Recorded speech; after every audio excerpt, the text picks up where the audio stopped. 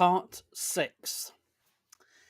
We saw in the last chapter that because death and corruption were gaining ever firmer hold on humanity, the human race was in process of destruction.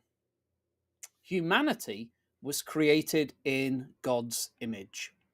So, in our possession of logic, we reflected the very word himself, who is the Logos.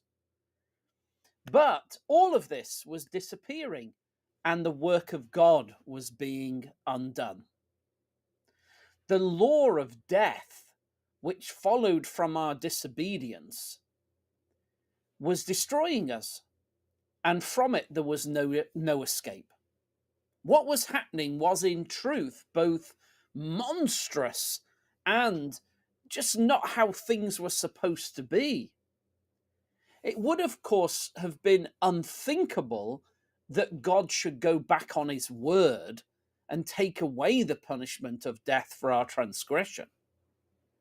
But it was equally monstrous that special creatures who had once shared the nature of God the Word should perish and turn back again into the non-existence from which we come through corruption.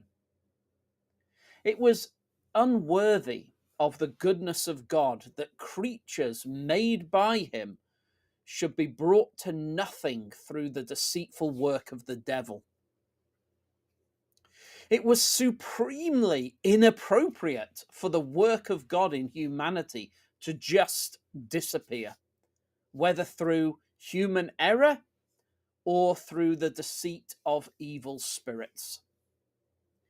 Given that the logical creatures who had been created to be like the divine logic were being destroyed, and it was wrong for such noble works of art to be ruined, what then was this good God to do about it? Was he to let corruption and death have their way with humanity? In that case, what was the point of making them in the beginning? Surely it would have been better never to have been created at all than having been created to be neglected and perish. But on top of all that, if God didn't care about the ruin of his own work happening right before his eyes, well, this would make God look very limited and not very good. He would have been better to have never created humanity than to allow this to happen.